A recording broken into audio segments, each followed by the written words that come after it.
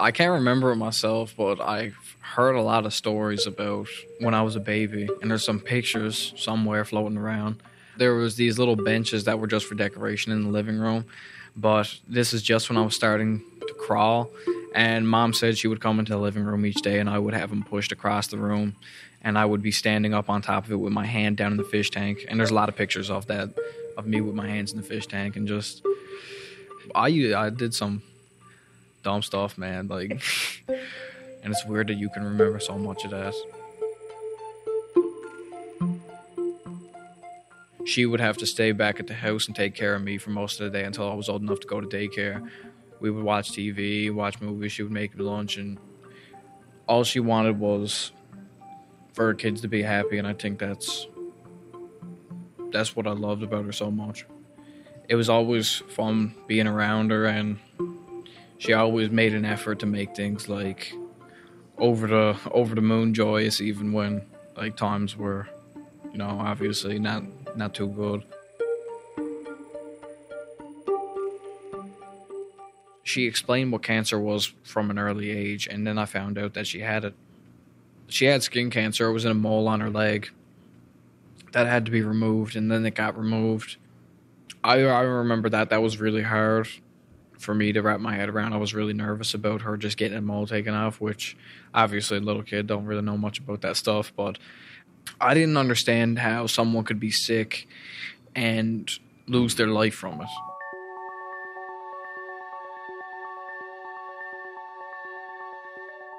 I just graduated grade 8, just finished that up, and me and my friends, this guy sitting here with me, we were all like, we had the time of our lives, man, in our grade 8 farewell. And we were rearing up and ready to go for the rest of our lives and for high school. And we were going to go in and we were going to take it over, man. We were going to be the kings of the place. We were so excited. Like we were high on life, basically. It was awesome.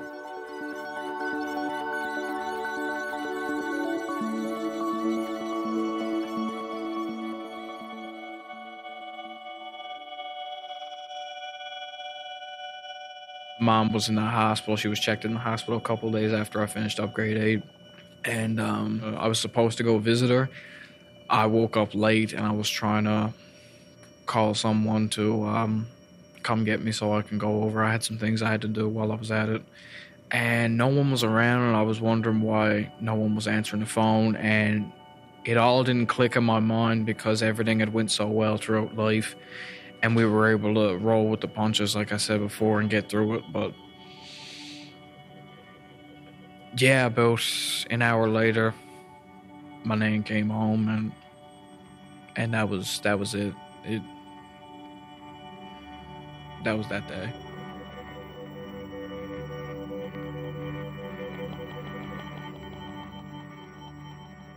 After my mom passed away, it was sitting around mostly for the summer and just feeling so angry and just pissed off about everything.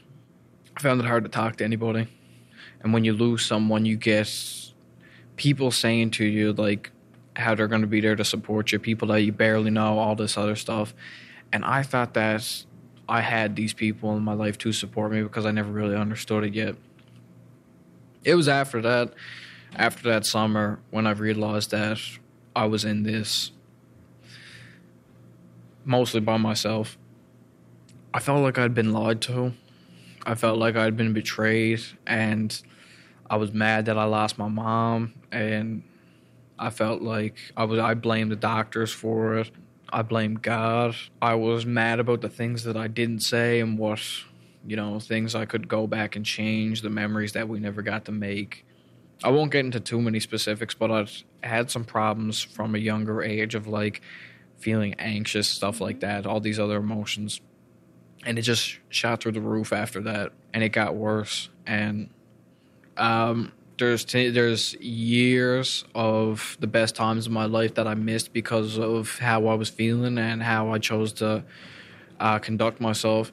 Like, I'd made mistakes. I'd said some things to different people just out of anger, and I may thought that I was getting even or whatever, and I thought that I was doing well for myself, but at the end of the day, I was only shooting myself in the foot even more.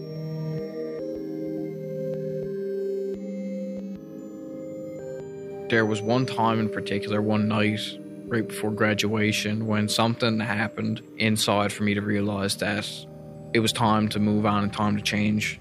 And I don't know, I just decided I didn't really want to be angry anymore, because I'd been coming up on a different part of life, and I realized it was time to make changes and time to move on with adult life, and just nothing's worth being angry about.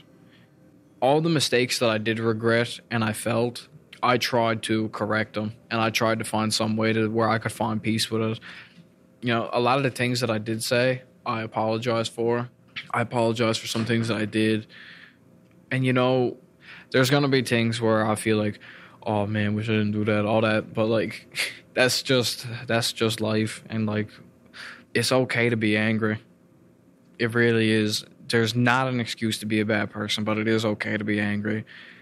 As much as I wish I could change things, I feel like it's a part of where I am now.